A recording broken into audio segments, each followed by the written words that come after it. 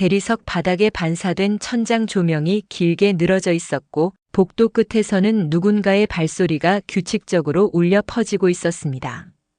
그때 갑작스러운 외침이 로비 전체를 가르고 지나갔습니다. 당장 안경 쓰세요. 목소리는 절박했고 그 순간 여러 사람의 발소리가 한꺼번에 멈췄습니다. 비켜주세요. 지금 당장. 다시 한번 목소리가 터져 나왔습니다. 대체 무슨 일이 있었던 걸까요? 평범한 밤, 평범한 로비에서 벌어진 이 놀라운 이야기가 궁금하시다면 구독 버튼을 눌러주세요. 평범해 보이는 사람들의 숨겨진 이야기를 매일 전해드립니다. 알림 설정까지 해두시면 내일도 새로운 이야기로 찾아뵙겠습니다. 그럼 이제 시간을 조금 되돌려 보겠습니다. 그날 저녁 8시로 말이죠. 저녁 8시 한아리는 본사 로비 구석에서 청소 도구함을 열고 있었습니다. 26살 야간 청소 계약직. 캡모자를 깊게 눌러쓰고 마스크로 얼굴 아래쪽을 가렸으며 몸에 맞지 않게 큰 작업복이 그녀의 체형을 완전히 감추고 있었습니다. 하리는 낮에도 일했습니다. 오전 9시부터 오후 5시까지는 물류 창고에서 상자를 정리했고 저녁 8시부터 새벽 2시까지는 이곳 본사에서 청소를 했습니다. 투잡을 뛰지 않으면 생계를 유지할 수 없었습니다. 그녀의 허리춤에는 낡은 금속 키링 하나가 달려 있었습니다. 작은 LED 라이트와 오래된 열쇠 3개가 달린 초라한 물건이었지만 하린에게는 유일한 소지품이었습니다. 오늘도 로비 바닥 광내기부터 시작이네. 하린은 혼잣말을 하며 걸레를 적셨습니다. 본사 로비는 넓었습니다. 대리석 바닥은 항상 반들반들하게 빛나야 했고 조금이라도 물기가 남으면 미끄러질 위험이 있었습니다. 하린은 늘 조심스럽게 바닥을 닦았습니다. 그녀는 무릎을 꿇고 바닥에 얼굴을 가까이 대고 물기를 확인했습니다. 빛의 반사 각도를 보면 미끄러운 부분을 금방 찾을 수 있었습니다. 여기 조금 남았네. 하린은 다시 걸레질을 했습니다. 그때 복도 저쪽에서 동료 청소 직원 2명이 지나가며 수군거렸습니다. 저 사람 또 바닥에 얼굴 박고 있네. 뭐 하는 거야? 계약직 주제에 오버하는 거 아냐? 그렇게 열심히 해봤자 정규직 되는 것도 아닌데. 맞아. 그냥 대충대충 하면 되지. 쓸데없이 튀려고 하는 것 같아. 목소리는 작았지만 로비가 넓고 조용해서 하린의 귀에 그대로 들렸습니다. 하린은 아무 말도 하지 않았습니다. 그저 묵묵히 걸레를 짜고 다시 바닥을 닦았습니다. 몇 년 전부터 익숙해진 풍경이었습니다. 계약직이라는 이유로, 조용하다는 이유로, 어디서 왔는지 모른다는 이유로 사람들은 그녀를 쉽게 무시했습니다. 하지만 하린은 개의치 않았습니다. 아니, 개의치 않는 척했습니다. 괜찮아. 나는 그냥 내 일만 하면 돼. 하린은 다시 혼잣말을 했습니다. 오후 9시가 되자 사무실에서 공지방송이 흘러나왔습니다. 오늘 밤 10시 회장님께서 로비를 통과하실 예정입니다. 해당 구역 청소 담당자는 동선 확보에 협조 부탁드립니다. 하린은 고개를 들었습니다. 회장이 지나간다는 것은 로비 바닥이 완벽해야 한다는 뜻이었습니다. 조금이라도 미끄러운 부분이 있으면 안 됐습니다. 하린은 다시 한번 바닥 전체를 점검했습니다. 손으로 바닥을 쓸어보고 빛의 반사를 확인하고 구석구석 물기를 제거했습니다. 그리고 계단 앞과 자동문 근처에는 안전콘을 배치했습니다. 혹시 모르니까. 하린은 안전콘을 하나 더 추가했습니다. 그 순간 복도 끝에서 비서실 직원 1명이 다가왔습니다. 청소 담당자. 네. 회장님 동선에 콘 같은 거 치우세요. 보기 안 좋으니까. 하지만 바닥이 미끄러울 수 있어서요. 회장님이 지나가시는데 안전콘이 보이면 이상하잖아요. 빨리 치우세요. 비서실 직원은 짜증 섞인 목소리로 말하고는 돌아섰습니다. 하린은 잠시 망설였습니다. 안전콘을 치우면 미끄럼 위험이 있었습니다. 하지만 비서실 직원의 지시를 어기면 징계를 받을 수도 있었습니다. 어떡하지? 하리는 안전콘을 바라봤습니다. 그리고 천천히 콘을 옆으로 밀었습니다. 완전히 치우지는 않고 시야에서 살짝 벗어나게만 배치했습니다. 이 정도면 괜찮겠지. 하리는 작은 타협을 했습니다. 10시가 가까워지자 로비에는 긴장감이 감돌기 시작했습니다. 경호원들이 먼저 도착해서 주변을 살폈고 비서실 직원들이 동선을 다시 한번 확인했습니다. 하리는 구석에서 조용히 서 있었습니다. 그녀의 손에는 여전히 걸레가 들려 있었고 허리춤의 금속 키링이 희미하게 흔들리고 있었습니다. 회장님 곧 도착하십니다. 경호팀장의 목소리가 무전기를 타고 흘러나왔습니다. 하리는 뒤로 한 걸음 물러섰습니다. 그녀는 눈에 띄지 않는 사람이었습니다. 캡모자와 마스크로 얼굴을 가렸고 큰 작업복으로 몸을 숨겼으며 늘 구석에 서 있었습니다. 누구도 그녀를 주목하지 않았습니다. 하지만 하리는 모든 것을 보고 있었습니다. 바닥의 반사, 사람들의 동선, 그리고 혹시 모를 위험 요소까지. 하리는 키링에 달린 작은 LED 라이트를 만지작거렸습니다. 괜찮을 거야. 바닥은 다 확인했으니까. 그녀는 스스로를 다독였습니다. 그리고 로비 입구 쪽을 바라봤습니다. 곧 누군가가 들어올 것입니다. 그 순간부터 모든 것이 달라질 것입니다. 하지만 하리는 아직 몰랐습니다. 자신이 곧 누군가의 생명을 구하게 될 거라는 것을, 그리고 그 사람이 자신과 어떤 관계인지도 전혀 알지 못했습니다. 하리는 그저 평범한 야간 청소 직원으로서 자신의 자리에 서 있었습니다. 10시 정각 로비 입구의 자동문이 열렸습니다. 회장이 들어왔습니다. 70대 후반의 남성, 값비싼 정장을 입고 있었고 주변에는 경호원 4명과 비서 2명이 따라붙었습니다. 하리는 구석에서 그 모습을 지켜봤습니다. 회장은 안경을 쓰지 않고 있었습니다. 저분 안경이 없네. 하리는 속으로 생각했습니다. 로비는 밝았지만 대리석 바닥의 반사 때문에 눈이 부실 수 있었습니다. 특히 나이 든 사람에게는 더 그랬습니다. 하리는 회장의 걸음걸이를 주시했습니다. 처음 몇 걸음은 괜찮아 보였습니다. 그런데 계단 쪽으로 가까워지자 뭔가 이상했습니다. 보폭이 약간 쏠렸습니다. 왼쪽 발이 오른쪽 발보다 조금 짧게 나갔고 몸의 중심이 미세하게 한쪽으로 기울었습니다. 그리고 계단 앞에서 잠깐 멈칫했습니다. 저건 하린의 눈이 커졌습니다. 회장은 계단 첫 번째 단을 내려가려다가 발을 헛디뎠습니다. 아주 짧은 순간이었지만 분명히 균형이 흔들렸습니다. 옆에 있던 비서가 재빠르게 팔을 잡아줬고 회장은 겨우 중심을 잡았습니다. 괜찮으십니다. 조심하세요. 비서의 목소리가 로비에 울렸습니다. 회장은 고개를 끄덕이며 다시 걸었습니다. 하지만 하린의 눈에는 여전히 이상해 보였습니다. 보폭 쏠림, 계단 앞 멈칫, 균형 흔들림. 안경 없이 걷기엔 바닥이 너무 미끄러워. 하린은 입술을 깨물었습니다. 회장 일행이 로비 중앙을 지나 반대편 출구로 향했습니다. 그런데 다시 한번 회장의 발이 미끄러졌습니다. 이번에는 더 심했습니다. 오른쪽 다리가 휘청거렸고 상체가 앞으로 쏠렸습니다. 경호원 한 명이 재빠르게 팔을 잡았지만 회장의 얼굴에는 당혹감이 스쳤습니다. 이건 위험해. 하리는 더 이상 참을 수 없었습니다. 그녀는 구석에서 튀어나왔습니다. 당장 안경 쓰세요. 하린의 목소리가 로비 전체를 가르고 지나갔습니다.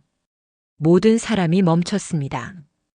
경호원들이 일제히 하린을 향해 고개를 돌렸고 비서들은 놀란 표정으로 그녀를 쳐다봤습니다.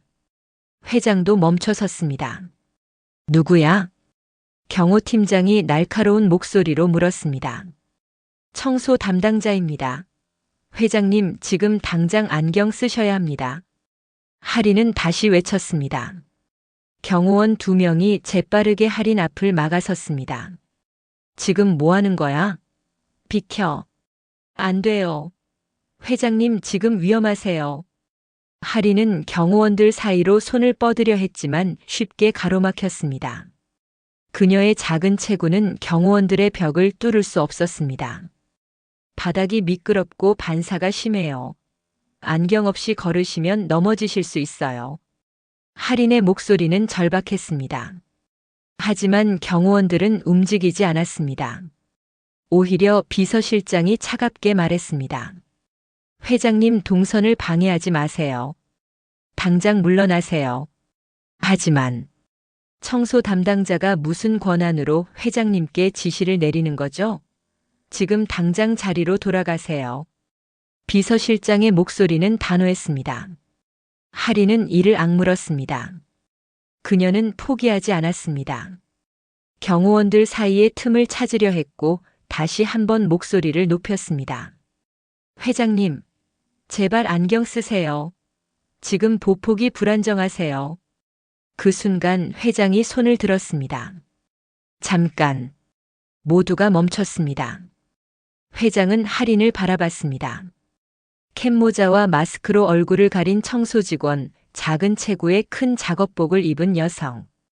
보폭이 불안정하다고 회장이 물었습니다. 네. 계단 앞에서 멈칫하셨고 중간에 2번 미끄러지셨습니다. 안경 없이 걸으시면 바닥 반사 때문에 거리 감각이 흐려질 수 있어요. 할인은 떨리는 목소리로 대답했습니다. 회장은 잠시 침묵했습니다. 그리고 비서에게 말했습니다. 예비 안경 있나? 네, 가방에 있습니다. 비서가 재빠르게 가방에서 안경을 꺼냈습니다. 할인은 경호원들 사이를 비집고 나가 안경을 받아들었습니다. 그리고 조심스럽게 회장에게 다가가 안경을 건넸습니다. 쓰세요. 제발. 회장은 안경을 받아 썼습니다. 그 순간 회장의 표정이 살짝 변했습니다. 안경을 쓰자 주변이 더 선명하게 보였고 바닥의 반사도 덜 부셔 보였습니다. 회장은 짧게 중얼거렸습니다. 할인은 재빨리 옆으로 치워뒀던 안전콘을 다시 가져왔습니다. 그리고 회장이 지나갈 동선 양쪽에 콘을 배치하기 시작했습니다. 뭐 하는 거야? 경호팀장이 다시 물었습니다. 동선 임시 봉쇄입니다. 다른 사람들이 지나가다가 부딪힐 수 있어요. 할인은 빠르게 콘을 배치했습니다. 비서실장이 인상을 찌푸렸습니다. 회장님 동선의 안전콘이라니 보기 안 좋잖아요. 보기보다 안전이 먼저입니다. 할인은 담담하게 대답했습니다. 회장은 아무 말도 하지 않았습니다. 그저 안경을 쓴 채로 천천히 걸었습니다. 이번에는 미끄러지지 않았습니다. 할인은 회장이 안전하게 출구로 나갈 때까지 지켜봤습니다. 그리고 회장 일행이 완전히 사라지자 그녀는 긴 한숨을 내쉬었습니다. 휴. 할인은 무릎에 힘이 풀리는 것을 느꼈습니다. 그때 주변에서 수군거림이 들렸습니다. 청소부가 회장님한테 소리 질렀어. 미쳤나 봐. 저러다가 잘릴 텐데. 안경 쓰라고? 무슨 권한으로? 계약직 주제에 너무 나섰어. 목소리들은 차갑고 날카로웠습니다. 할인은 고개를 숙였습니다. 그녀는 다시 구석으로 돌아가 청소도구를 집어들었습니다. 손이 떨렸지만 걸레를 짜는 동작은 멈추지 않았습니다. 괜찮아. 나는 옳은 일을 했어. 할인은 스스로를 다독였습니다. 하지만 가슴 한쪽이 무거웠습니다. 경고는 끝났지만 그 대가가 어떻게 돌아올지 아직 알 수 없었습니다. 할인은 다시 바닥을 닦기 시작했습니다. 허리춤의 금속 키링이 흔들리며 희미한 소리를 냈습니다. 회장이 로비를 나간 지 10분이 지났습니다. 할인은 다시 청소를 시작했지만 마음 한쪽이 계속 무거웠습니다. 주변 직원들의 수군거림은 여전했고 몇몇은 노골적으로 그녀를 흘겨보기도 했습니다. 괜찮아. 그냥 넘어가겠지. 하리는 스스로를 다독이며 바닥을 닦았습니다. 그때 로비 입구 쪽에서 소란이 들렸습니다. 회장님, 비서의 급한 목소리가 들렸고 곧이어 여러 사람의 발소리가 들려왔습니다. 하리는 고개를 들었습니다. 회장이 다시 로비로 들어오고 있었습니다. 그런데 뭔가 이상했습니다. 회장의 걸음걸이가 아까보다 훨씬 더 불안정했습니다. 오른쪽 다리를 끌듯이 걸었고 상체가 한쪽으로 기울어 있었습니다. 옆에 있던 비서가 팔을 잡고 있었지만 회장의 몸은 계속 흔들렸습니다. 잠깐만 앉아 계세요. 비서가 로비 벤치로 회장을 안내했습니다. 회장은 벤치에 앉았지만 표정이 이상했습니다. 얼굴 한쪽이 미세하게 처져 보였고 입꼬리가 비대칭이었습니다. 하린의 심장이 빠르게 뛰기 시작했습니다. 저건. 하린은 청소 도구를 내려놓고 재빨리 가까이 다가갔습니다. 경호원들이 다시 그녀를 막으려 했지만 하린은 멈추지 않았습니다. 회장님 얼굴 좀 봐야 합니다. 또 너야? 방금도 소란 피웠잖아. 경호팀장이 짜증 섞인 목소리로 말했습니다. 지금 위급한 상황일 수 있어요. 하리는 경호원들 사이를 비집고 들어갔습니다. 그리고 허리춤에서 금속 키링을 꺼냈습니다. 작은 LED 라이트가 달린 키링이었습니다. 잠깐만요. 하리는 LED 라이트를 켜고 회장의 얼굴 가까이 가져갔습니다. 뭐 하는 거야? 경호원이 다시 그녀를 밀어내려 했지만 하리는 빠르게 움직였습니다. 빛을 회장의 눈에 비췄습니다. 왼쪽 눈의 동공은 정상적으로 수축했지만 오른쪽 눈의 동공 반응이 느렸습니다. 하리는 빛을 내리고 회장의 얼굴 전체를 다시 살폈습니다. 얼굴 오른쪽이 왼쪽보다 약간 처져 있었고 입꼬리의 높이가 달랐습니다. 회장님, 저 좀 보세요. 이렇게 웃어보실 수 있으세요? 하린이 물었습니다. 회장은 웃으려 했지만 오른쪽 입꼬리가 제대로 올라가지 않았습니다. 회장님, 양팔 들어보세요. 이렇게요. 하린은 자신의 팔을 들어 보였습니다. 회장이 천천히 양팔을 들었습니다. 왼팔은 정상적으로 올라갔지만 오른팔은 힘이 없어 보였고 금방 흔들리며 내려왔습니다. 하린의 얼굴이 굳었습니다. 지금 당장 구급차 불러야 합니다. 뭐? 비서실장이 어리둥절한 표정으로 물었습니다. 뇌졸중입니다. 얼굴 비대칭, 팔 힘 저하, 동공 반응 이상. 지금 당장 병원 가셔야 해요. 하린의 목소리는 떨렸지만 단호했습니다. 비서실장이 황당하다는 듯이 말했습니다. 청소 담당자가 무슨 의학 지식이 있다고. 119 신고합니다. 하린은 자신의 휴대전화를 꺼내 119를 눌렀습니다. 잠깐. 지금 뭐 하는 거야? 경호팀장이 그녀의 전화기를 빼앗으려 했지만 하린은 재빠르게 피했습니다. 전화가 연결됐습니다. 119 어디세요? 본사 로비입니다. 70대 후반 남성, 얼굴 비대칭, 오른쪽 팔 힘 저하, 동공 반응 이상. 뇌졸중 의심됩니다. 하린의 목소리는 명확했습니다. 환자 의식은 있으십니까? 네, 의식은 있습니다. 하지만 말이 어눌해지고 있어요. 하린은 회장을 다시 바라봤습니다. 회장이 뭔가 말하려 했지만 발음이 제대로 나오지 않았습니다. 주소 알려주세요. 구급대원이 물었습니다. 하린은 본사 주소를 말했습니다. 곧 출동하겠습니다. 환자를 눕히지 마시고 편안하게 앉혀주세요. 구토가 있으면 고개를 옆으로 돌려주세요. 알겠습니다. 하린은 전화를 끊었습니다. 그리고 비서실장을 바라봤습니다. 구급차가 오고 있습니다. 전면 출구로 안내해야 해요. 전면 출구요? 후문으로 조용히 이송하는 게 낫지 않나요? 비서실장이 반박했습니다. 지금 일정 걱정할 때가 아닙니다. 최단 거리, 평탄한 동선이 전면 출구예요. 계단 없고 경사 없고 자동문까지 직선이에요. 하린의 목소리가 높아졌습니다. 비서실장은 난처한 표정을 지었습니다. 하지만 회장님 이미지보다 생명이 먼저 아닙니까? 하리는 소리쳤습니다. 로비에 있던 모든 사람이 그녀를 쳐다봤습니다. 하리는 떨리는 손으로 회장을 다시 살폈습니다. 회장님 괜찮으세요? 어지러우세요? 회장은 고개를 끄덕였습니다. 말은 제대로 나오지 않았지만 의식은 있었습니다. 괜찮아요. 곧 구급차 와요. 조금만 참으세요. 하리는 회장의 손을 잡았습니다. 회장의 손은 차가웠고 오른손에 힘이 거의 없었습니다. 제발 괜찮아야 해요. 하리는 속으로 되뇌었습니다. 몇 분 후 멀리서 사이렌 소리가 들렸습니다. 구급차가 오고 있었습니다.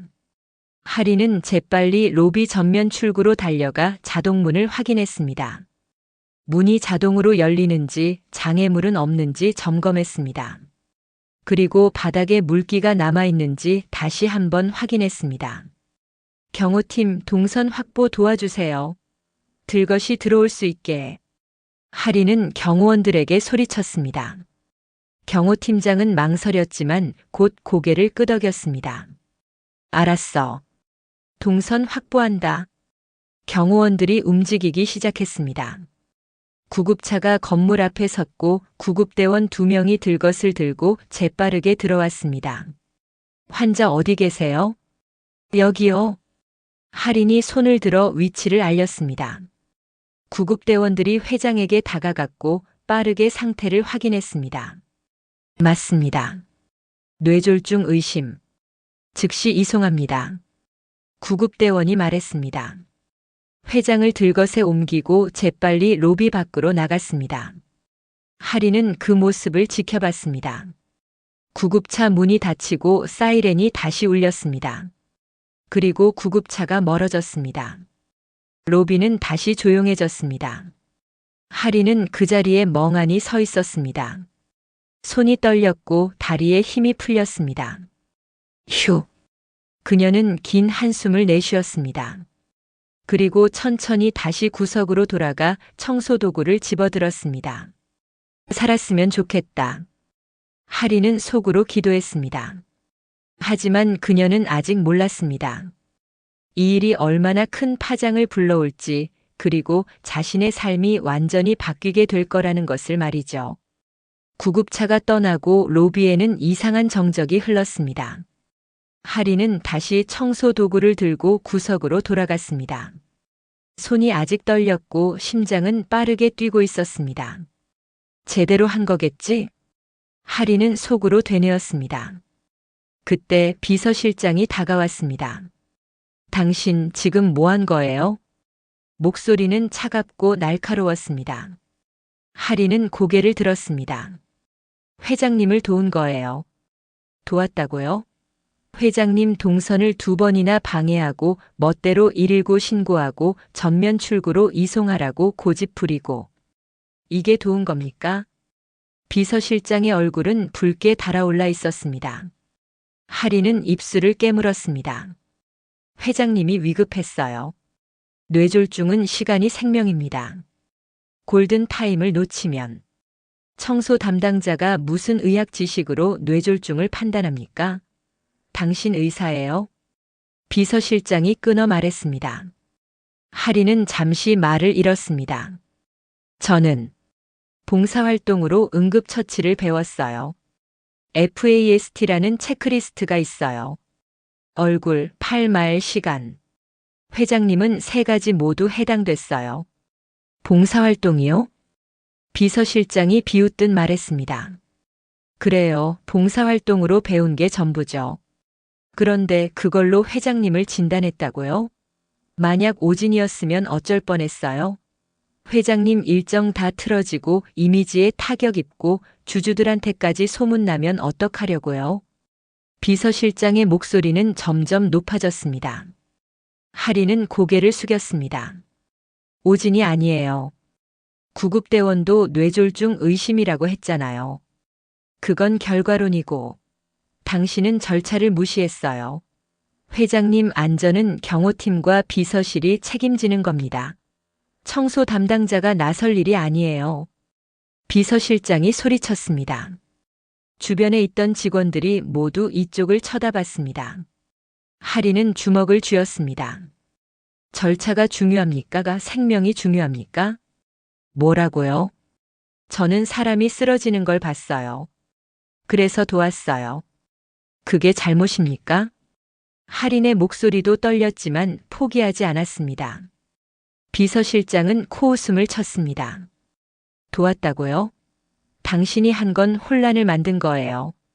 경호팀 동선 무시하고 비서실 지시 거부하고 멋대로 구급차 불러서 회장님을 전면 출구로 끌고 나간 거잖아요. 언론에 노출될 뻔했어요. 전면 출구가 최단 거리였어요. 계단도 없고 경사도 없고 평탄한 길이었어요. 후문은 계단 3곳 지나가고 좁은 복도 2번 꺾어야 했어요. 들것 옮기기 힘들었을 거예요. 하리는 목소리를 높였습니다. 비서실장이 당황한 표정을 지었습니다. 그건 저는 동선을 확인했어요.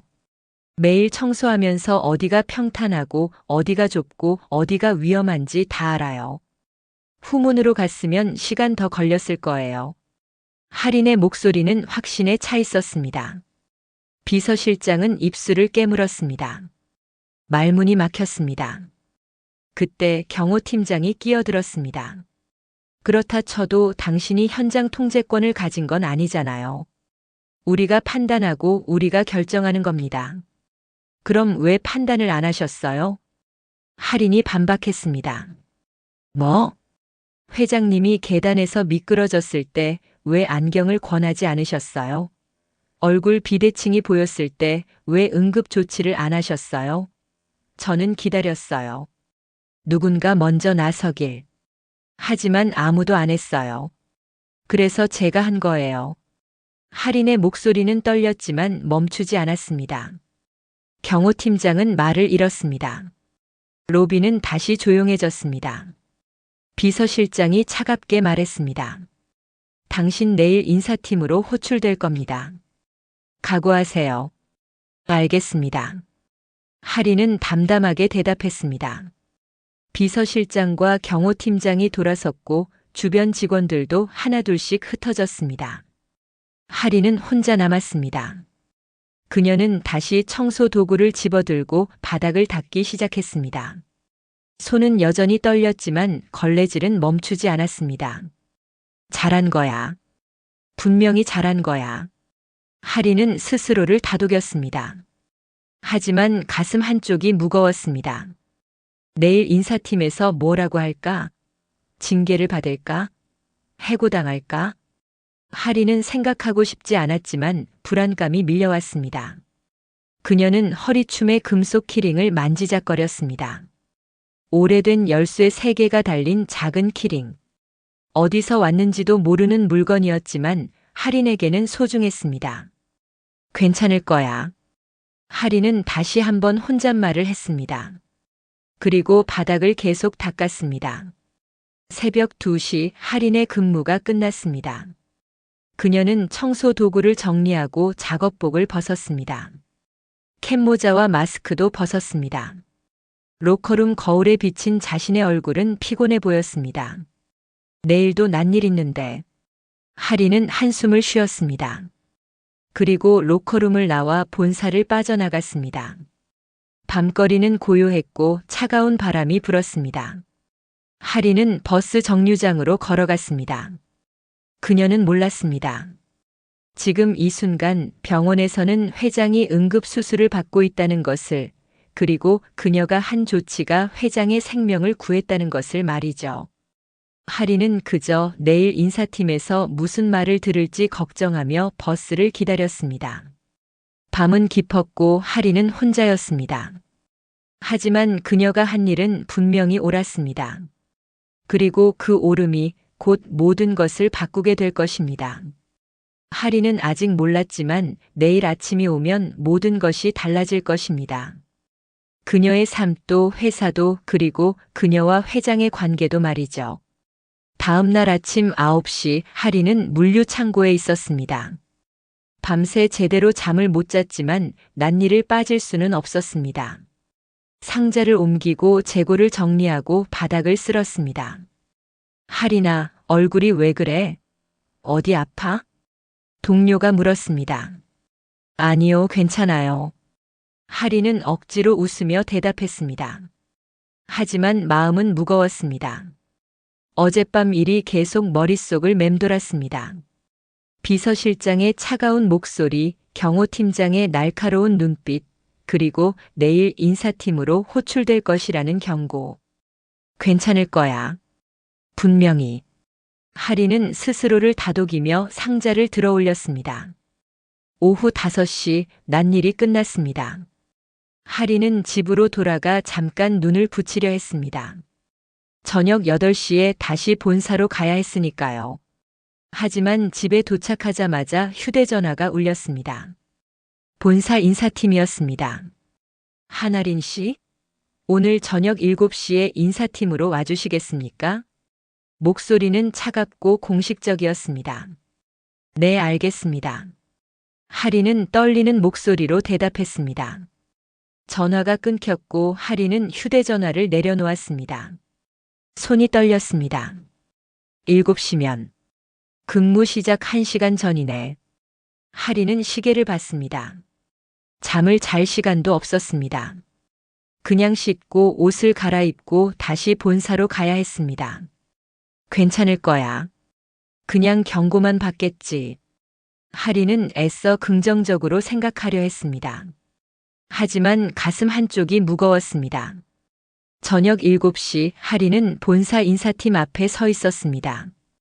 작은 회의실로 안내됐고 인사팀장과 비서실 직원 1명이 앉아 있었습니다. 앉으세요. 인사팀장이 차갑게 말했습니다. 하리는 조심스럽게 의자에 앉았습니다.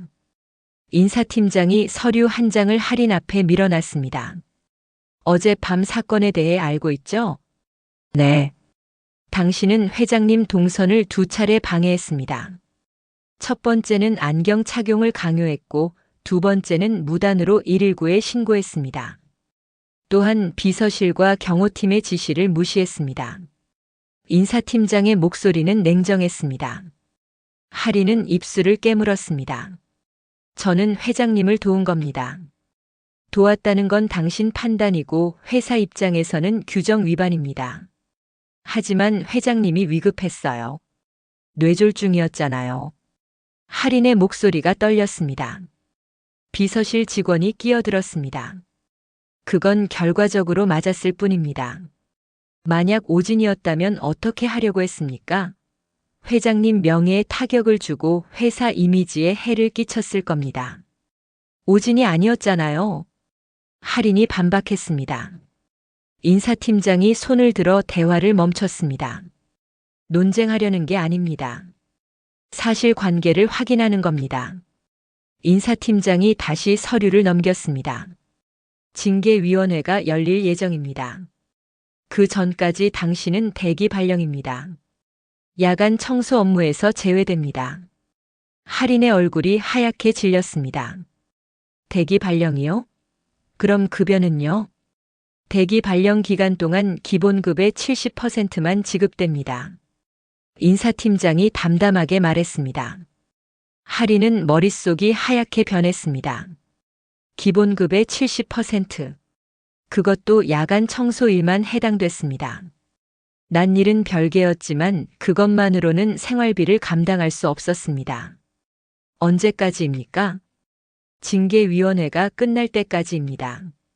빠르면 일주일, 늦으면 1달 정도 걸릴 겁니다. 1달이요? 하린의 목소리가 갈라졌습니다. 1달 동안 수입이 절반 이하로 줄어든다는 뜻이었습니다. 월세, 공과금, 식비. 계산이 맞지 않았습니다. 이해 있으시면 진술서를 제출하세요. 징계위원회에서 검토하겠습니다. 인사팀장이 말했습니다. 하리는 고개를 숙였습니다.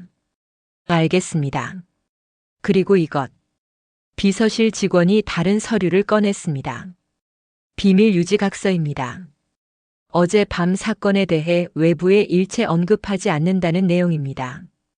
서명해 주세요. 하리는 서류를 받습니다. 각서에는 회장님 건강 관련 정보 유출 시 법적 책임을 진다는 내용이 적혀 있었습니다. 왜 이걸 써야 합니까? 회사 기밀이니까요.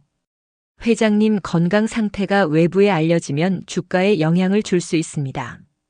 비서실 직원이 말했습니다. 하리는 서류를 내려다봤습니다. 저는 누구한테도 말 안 할 겁니다. 그래도 절차상 필요합니다. 서명해 주세요. 비서실 직원이 펜을 내밀었습니다. 하리는 망설였습니다. 이 각서에 서명하면 자신이 한 일을 아무에게도 말할 수 없게 됐습니다. 설령 징계를 받아도 억울함을 호소할 수 없었습니다. 서명 안 하면요? 징계가 더 무거워질 수 있습니다. 인사팀장이 차갑게 말했습니다. 하리는 눈을 감았습니다. 선택의 여지가 없었습니다. 그녀는 펜을 들고 각서에 이름을 썼습니다. 한하린. 서명이 끝나자 비서실 직원이 서류를 회수했습니다. 수고하셨습니다. 대기 발령 통보는 문자로 발송됩니다. 징계위원회 일정도 추후 공지하겠습니다. 인사팀장이 말했습니다. 하리는 자리에서 일어났습니다. 다리에 힘이 없었지만 억지로 걸었습니다. 회의실을 나와 복도를 걷는데 눈물이 났습니다. 하리는 재빨리 눈물을 닦았습니다. 괜찮아. 괜찮을 거야. 하리는 혼잣말을 했습니다. 하지만 가슴은 무거웠고 앞이 보이지 않았습니다. 본사를 나와 밤거리를 걷는데 휴대전화가 울렸습니다. 낮 일쪽 상사였습니다. 하리나, 내일부터 잠깐 출근 안 해도 될 것 같아. 인력이 남아 돌아서 한 2주 정도. 하리는 숨이 막혔습니다. 네, 알겠습니다. 전화를 끊고 하리는 그 자리에 멈춰 섰습니다. 야간 일은 대기 발령, 난 일은 2주 동안 쉼. 수입이 거의 없다는 뜻이었습니다. 어떡하지? 하리는 무릎에 힘이 풀렸습니다. 그녀는 벤치에 주저앉았습니다. 손에 든 휴대전화 화면에는 월세 납부일이 표시돼 있었습니다. 일주일 후였습니다. 이 일마저 잃으면. 하리는 고개를 떨궜습니다. 밤거리는 차갑고 사람들은 바쁘게 지나갔습니다. 아무도 벤치에 앉아 있는 하린을 보지 않았습니다. 하리는 혼자였습니다. 그녀는 허리춤에 금속 키링을 만지작거렸습니다. 오래된 열쇠 3개가 달린 키링. 어디서 왔는지도 모르는 하지만 그녀에게 유일하게 남은 물건. 그냥 입 다물까? 하리는 생각했습니다. 각서에 서명했으니 어차피 말할 수도 없었습니다. 하지만 저 사람은 살았잖아. 하리는 다시 생각했습니다. 회장은 살았습니다. 그게 중요했습니다. 나는 옳은 일을 했어.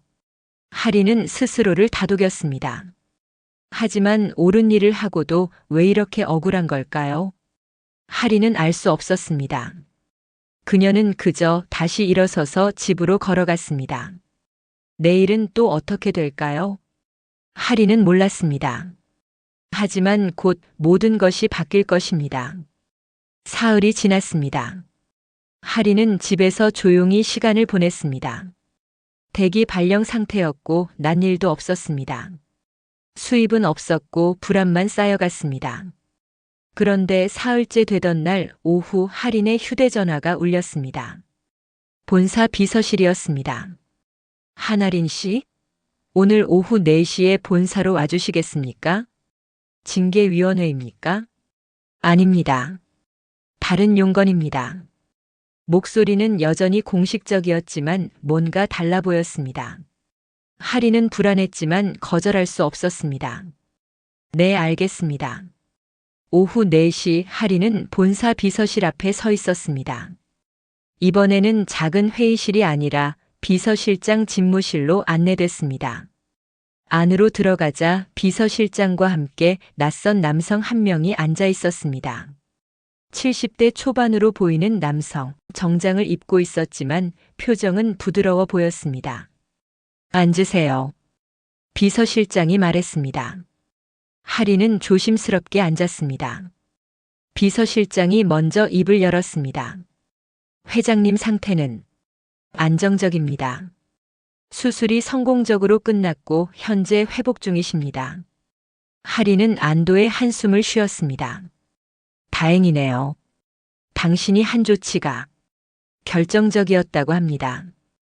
구급대원과 의료진 모두 골든타임 안에 이송됐기에 후유증이 최소화됐다고 평가했습니다. 비서실장의 목소리는 여전히 차갑지만 어색한 감사가 섞여 있었습니다. 하리는 고개를 끄덕였습니다. 당연한 일을 한 겁니다. 비서실장이 잠시 침묵했습니다. 그리고 옆에 앉은 남성이 입을 열었습니다. 저는 박상무라고 합니다. 총무 담당이죠. 사실 오늘 당신을 부른 이유는 다른 겁니다. 다른 이유요? 할인이 물었습니다. 박상무가 태블릿을 꺼냈습니다. 사건 당일 CCTV를 정밀 분석했습니다. 절차상 필요한 일이었죠. 태블릿 화면에는 로비 CCTV 영상이 재생되고 있었습니다. 할인이 회장에게 다가가는 장면, LED 라이트로 얼굴을 비추는 장면, 그리고 화면이 멈췄습니다. 할인의 허리춤에 달린 금속 키링이 확대됐습니다. 이것. 박상무가 화면을 가리켰습니다. 이 키링에 달린 열쇠 말입니다. 할인은 화면을 봤습니다. 낡은 열쇠 3개. 녹이 슬고 모서리가 닳았지만 열쇠 손잡이 부분에 작은 로고가 새겨져 있었습니다. 이 로고를 아십니까? 박상무가 물었습니다. 할인은 고개를 저었습니다. 아니요. 그냥 오래된 열쇠예요. 어디서 쓰는 건지도 몰라요. 어디서 구했습니까? 엄마 유품이었어요. 엄마가 돌아가시고 나서 짐 정리하다가 찾았어요. 그게 전부예요. 할인의 목소리가 작아졌습니다. 박상무는 고개를 끄덕였습니다. 이 로고는 우리 회사 창업 초기 로고입니다. 지금은 사용하지 않지만 30년 전까지만 해도 모든 사무실 열쇠에 이 로고가 새겨져 있었습니다. 할인은 눈을 크게 떴습니다. 그게 무슨 말씀이세요? 이 열쇠는 회사 초기 사무실 열쇠입니다. 매우 오래됐고 지금은 사용되지 않지만 당시 직원들에게만 지급됐던 물건입니다. 할인은 혼란스러웠습니다. 그럼 엄마가 여기서 일했다는 건가요? 박상무가 다른 서류를 꺼냈습니다. 기록을 찾아봤습니다. 당신 어머니 성함이 어떻게 되시죠? 한미선이요. 할인은 떨리는 목소리로 대답했습니다. 박상무가 서류를 넘겼습니다. 한미선. 30년 전 창업 초기 회계팀에서 일했습니다. 약 2년 동안 근무했고 그 후 퇴사했습니다. 할인은 숨이 막혔습니다. 엄마가 여기서 일했어요? 네. 그리고 박상무가 다른 페이지를 넘겼습니다. 당신 외할아버지 성함이 어떻게 되시죠? 외할아버지요? 저는 만난 적이 없어요. 엄마가 어렸을 때 돌아가셨다고만 들었어요. 성함은요? 이정훈이라고 들었어요. 박상무의 손이 멈췄습니다. 비서실장도 긴장한 표정을 지었습니다. 이정훈. 박상무가 천천히 말했습니다. 회장님 본명이 이정훈입니다. 할인은 귀를 의심했습니다. 네. 회장님은 젊은 시절 결혼했다가 이혼했습니다. 딸이 1명 있었는데 이혼 후 연락이 끊겼습니다. 딸의 이름은 이미선.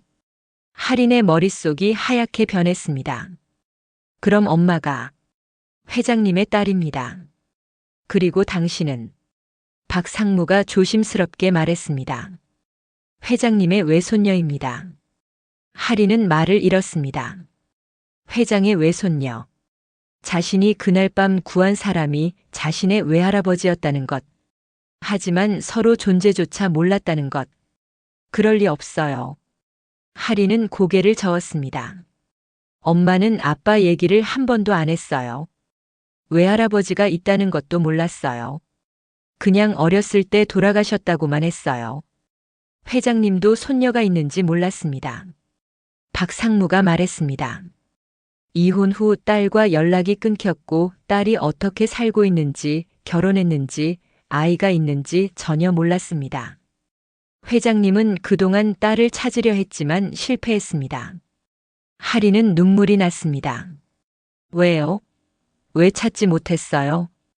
따님께서 성을 바꾸셨습니다. 이미선에서 한미선으로. 어머니 성을 따른 거죠.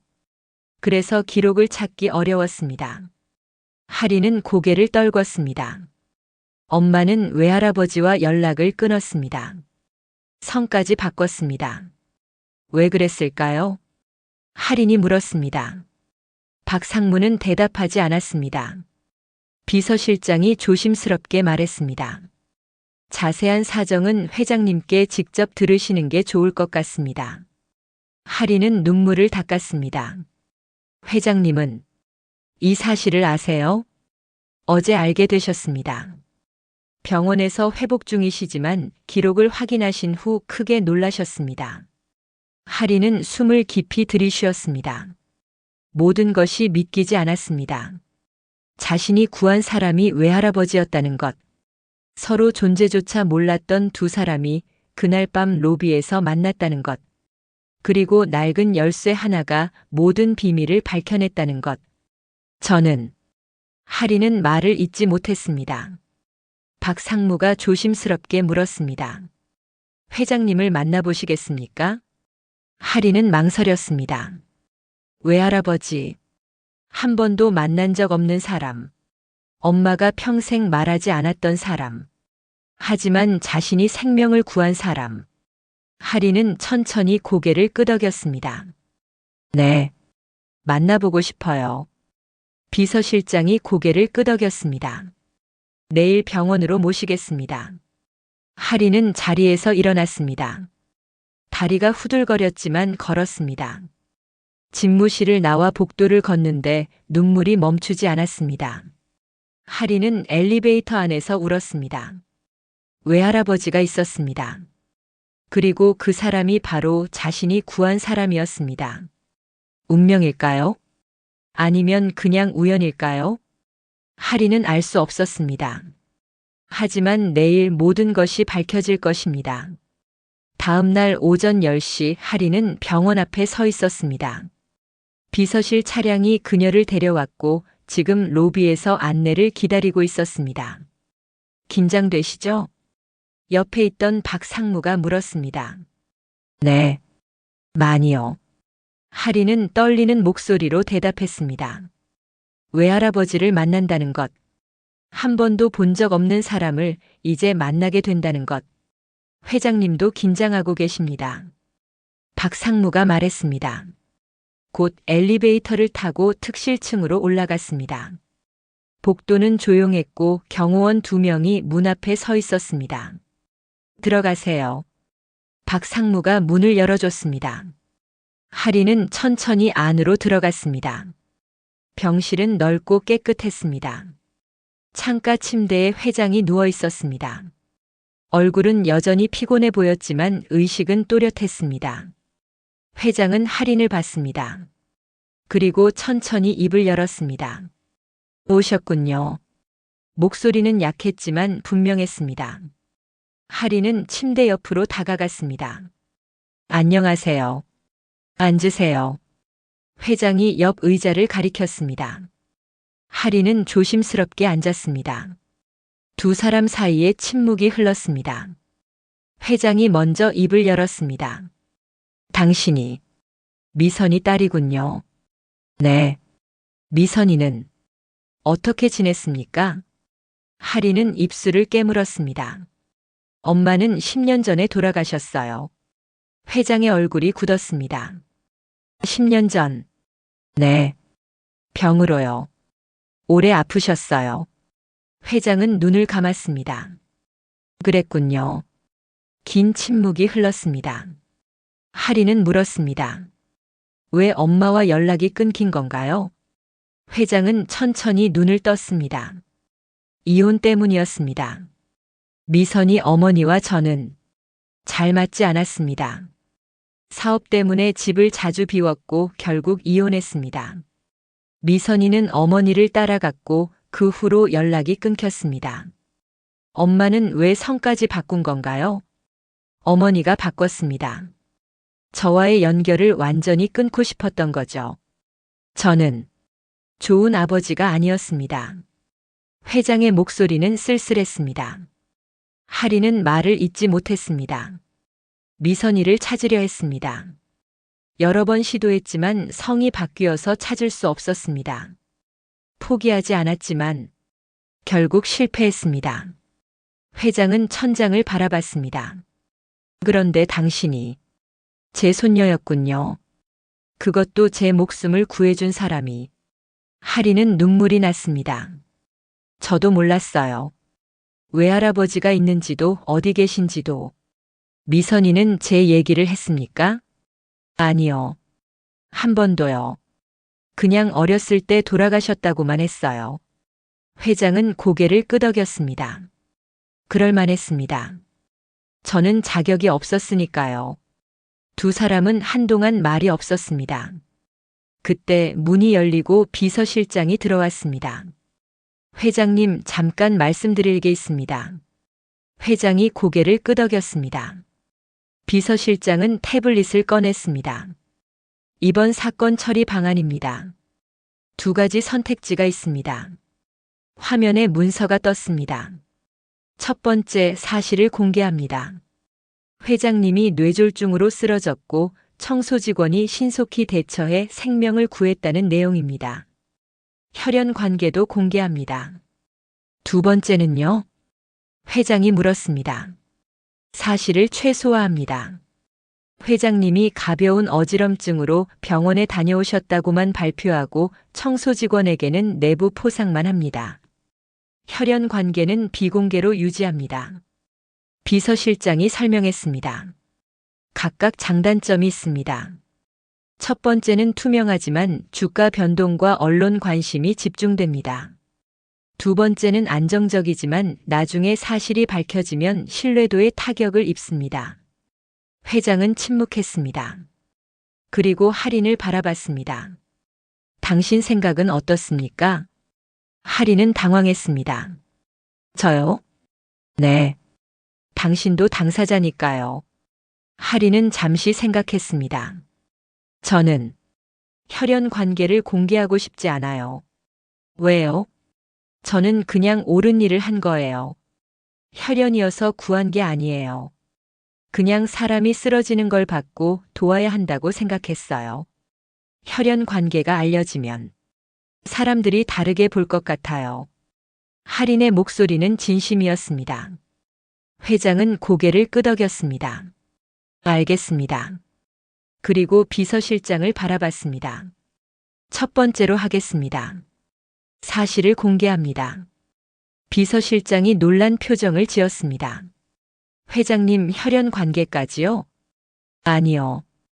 혈연 관계는 비공개로 합니다. 하지만 나머지는 모두 공개합니다. 제가 뇌졸중으로 쓰러졌고 무명 청소 직원이 신속히 대처해 생명을 구했다는 사실을요. 하지만 주가보다 진실이 먼저입니다. 회장의 목소리는 단호했습니다. 비서실장은 난처한 표정을 지었습니다. 주주들과 후원사들이 반발할 수 있습니다. 그들이 원하는 게 뭡니까? 회장이 물었습니다. 투명성과 진정성입니다. 회장님, 박 상무가 끼어들었습니다. 최근 여러 기업에서 건강 은폐 논란이 있었습니다. 만약 우리도 숨기려 한다면 나중에 더 큰 불신을 살 수 있습니다. 회장은 고개를 끄덕였습니다. 그렇습니다. 숨기면 더 나빠집니다. 비서실장은 망설였지만 결국 고개를 숙였습니다. 알겠습니다. 공개 방향으로 준비하겠습니다. 회장이 다시 할인을 바라봤습니다. 당신에게 사과해야겠습니다. 사과요? 징계건입니다. 당신은 옳은 일을 했는데 회사는 당신을 징계하려 했습니다. 용서해 주십시오. 하리는 고개를 저었습니다. 괜찮아요.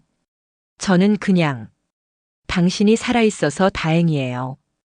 회장은 미소를 지었습니다. 고맙습니다. 그리고 비서실장에게 말했습니다. 징계는 철회합니다. 그리고 포상을 준비하세요. 알겠습니다. 비서실장이 대답했습니다. 회장은 다시 할인을 바라봤습니다. 혈연 관계는 비공개로 하겠지만 개인적으로는 알고 지내고 싶습니다. 괜찮겠습니까? 할인은 잠시 망설였습니다. 그리고 천천히 고개를 끄덕였습니다. 네. 좋아요. 회장의 얼굴에 안도가 스쳤습니다. 고맙습니다. 할인은 자리에서 일어났습니다. 이제 가봐야 할 것 같아요. 또 오시겠습니까? 네. 올게요. 할인은 병실을 나왔습니다. 복도를 걷는데 가슴이 뭉클했습니다. 외할아버지를 만났습니다. 그리고 진실을 들었습니다. 모든 것이 완벽하지는 않았지만 시작은 됐습니다. 할인은 엘리베이터를 탔습니다. 내려가는 동안 그녀는 생각했습니다. 이제 어떻게 되는 걸까? 하지만 곧 알게 될 것입니다. 회사가 그리고 세상이 어떻게 바뀔지 말이죠. 일주일 후 본사 대강당은 전 직원으로 가득 찼습니다. 긴급 전사 조회였습니다. 회장이 퇴원한 지 사흘째 되는 날이었고 모두가 궁금해했습니다. 무슨 발표가 있을 것인지. 할인도 강당 한쪽 구석에 서 있었습니다. 여전히 작업복을 입고 캡모자를 쓰고 있었지만 이제는 대기 발령이 해제된 상태였습니다. 무대 위로 회장이 올라왔습니다. 걸음걸이는 여전히 조심스러웠지만 표정은 단단했습니다. 마이크 앞에 섰습니다. 여러분, 오늘 이 자리에 선 이유는 진실을 말씀드리기 위해서입니다. 회장의 목소리가 강당에 울렸습니다. 지난주 저는 본사 로비에서 뇌졸중으로 쓰러질 뻔했습니다. 응급수술을 받았고 다행히 회복했습니다. 강당이 술렁였습니다. 제가 살아있는 이유는 한 사람 덕분입니다. 야간 청소 담당 직원이 신속히 위험 신호를 포착하고 즉각 응급 조치를 취했습니다. 그 사람이 없었다면 저는 지금 여기 서 있지 못했을 겁니다. 회장은 잠시 말을 멈췄습니다. 그 직원은 제 동선을 방해했다는 이유로 징계 대상이 됐습니다. 비서실과 경호팀은 절차를 중시했고 그 직원의 경고를 무시했습니다. 강당은 더욱 조용해졌습니다. 하지만 그 직원은 포기하지 않았습니다. 절차보다 생명이 먼저라는 확신으로 경고를 계속했고 119에 신고했으며 저를 안전하게 병원으로 이송했습니다. 회장의 목소리가 떨렸습니다. 저는 사과해야 합니다. 그 직원에게 그리고 여러분 모두에게. 우리 회사는 절차와 체면을 너무 중시한 나머지 정작 중요한 것을 놓쳤습니다. 사람의 생명을 그리고 옳은 경고를 말이죠. 회장은 강당 한쪽을 바라봤습니다. 할인이 서 있는 곳이었습니다. 무명 청소 직원의 신속한 대처가 제 생명을 살렸습니다. 직급이 낮다는 이유로 계약직이라는 이유로 그 사람의 목소리를 무시했던 우리 모두가 반성해야 합니다. 강당에서 박수가 터져 나왔습니다. 할인은 고개를 숙였습니다. 얼굴이 뜨거웠습니다. 회장이 다시 말했습니다. 오늘부터 우리 회사에 새로운 원칙이 생깁니다. 화면에 슬라이드가 떴습니다. 첫째, 레드카드 권한. 누구든지 어떤 직급이든 안전 위험을 발견하면 즉시 중단 신호를 낼 수 있습니다. 그 신호는 그 어떤 지시보다 우선합니다. 사람들이 고개를 끄덕였습니다. 둘째, 보행 및 바닥 안전 체크리스트 의무화. 모든 시설 담당자는 매일 안전 점검을 실시하고 위험 요소를 즉시 보고해야 합니다. 다음 슬라이드가 넘어갔습니다. 셋째, 안경 및 보호장구 착용 원칙. 저를 포함한 모든 임직원은 필요시 안경과 보호장구를 반드시 착용해야 합니다. 이미지보다 안전이 먼저입니다. 강당에서 다시 박수가 터졌습니다. 넷째, 현장 안전 리더 제도. 각 부서의 안전 담당자를 지정하고 정기적으로 교육합니다. 그리고 그 첫 번째 리더로 저를 구해준 그 직원을 임명하고자 합니다. 회장이 할인을 바라봤습니다. 한할인 씨, 무대로 나와주시겠습니까? 할인은 깜짝 놀랐습니다. 주변 사람들이 그녀를 쳐다봤고 길을 열어줬습니다. 할인은 떨리는 걸음으로 무대로 올라갔습니다. 회장 앞에 섰습니다. 고맙습니다. 회장이 조용히 말했습니다. 그리고 모두에게 말했습니다. 한할인 씨는 이제 본사 현장 안전 리더로 임명됩니다. 정규직으로 전환되며 전사 안전 교육과 점검을 담당하게 됩니다. 강당에서 우레와 같은 박수가 터져 나왔습니다. 할인은 눈물이 났습니다. 저는 그냥 당연한 일을 했을 뿐인데요. 당연한 일을 당연하게 한 사람이 드뭅니다. 회장이 말했습니다. 당신은 용기 있는 사람입니다. 절차보다 생명을, 체면보다 안전을 선택한 사람입니다. 우리 모두 당신에게서 배워야 합니다. 할인은 고개를 숙여 인사했습니다. 강당의 박수는 멈추지 않았습니다. 조회가 끝나고 할인은 복도에서 동료들의 축하를 받았습니다. 축하해요. 당신 정말 대단해요. 고마워요, 회장님 구해줘서. 예전에 그녀를 무시했던 사람들도 이제는 진심으로 축하해줬습니다. 할인은 미소를 지었습니다. 고마워요. 다들. 저녁 할인은 다시 병원으로 갔습니다. 회장을 만나기 위해서였습니다. 병실 문을 열고 들어가자 회장이 창가에 서 있었습니다. 오셨군요. 네. 할인은 옆에 섰습니다. 두 사람은 창밖을 바라봤습니다. 도시의 불빛이 아름다웠습니다. 오늘 발표 괜찮았습니까? 회장이 물었습니다.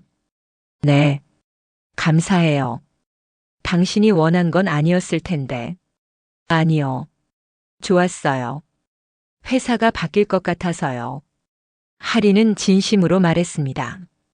회장은 고개를 끄덕였습니다. 미선이가 자랑스러워했을 겁니다. 할인의 눈에 눈물이 맺혔습니다. 엄마 얘기해 줄 수 있어요? 물론이죠. 회장은 천천히 말하기 시작했습니다. 어린 시절 미선이 이야기를 함께했던 짧지만 소중한 시간들을, 그리고 헤어진 후 얼마나 그리워했는지를. 할인은 조용히 들었습니다. 그리고 자신도 엄마 이야기를 했습니다. 두 사람은 밤늦도록 이야기를 나눴습니다. 헤어진 시간을 메우듯이 천천히 조심스럽게. 혈연은 우연이었습니다. 하지만 그날 밤 로비에서 할인이 한 선택은 우연이 아니었습니다. 옳은 일을 하겠다는 결심, 생명을 구하겠다는 용기, 체면보다 원칙을 택한 순간. 그 모든 것이 모여 두 사람을 다시 이어줬습니다. 할인은 생각했습니다. 엄마, 나 괜찮아요. 이제. 그리고 창밖을 바라봤습니다. 도시는 여전히 빛나고 있었습니다. 그 안에서 수많은 사람들이 살아가고 있었습니다. 누군가는 무시당하고, 누군가는 억울해하고, 누군가는 포기하고 싶어 하겠죠. 하지만 할인은 이제 알았습니다. 옳은 경고는 누구의 입에서 나와도 들어야 한다는 것을. 직급보다 원칙이, 체면보다 안전이 먼저라는 것을. 그리고 용기 있는 한 사람의 목소리가 세상을 바꿀 수 있다는 것을. 할인은 미소를 지었습니다. 내일부터 새로운 일이 시작될 것입니다. 현장 안전 리더로서 더 많은 사람들을 지키는 일. 그리고 천천히 외할아버지와 가족이 되어가는 일. 모든 것이 완벽하지는 않았습니다. 하지만 시작은 됐습니다. 그리고 그것만으로도 충분했습니다. 할인은 창밖을 바라보며 생각했습니다. 고마워요, 엄마. 이 열쇠를 남겨줘서. 낡은 금속 키링이 허리춤에서 흔들렸습니다. 오래된 열쇠 3개가 달린 작지만 소중한 물건. 그 열쇠가 모든 것을 열어줬습니다. 과거의 비밀을, 미래의 문을, 그리고 두 사람의 마음을. 하리는 미소를 지었습니다. 그리고 조용히 말했습니다. 잘 살게요. 둘 다.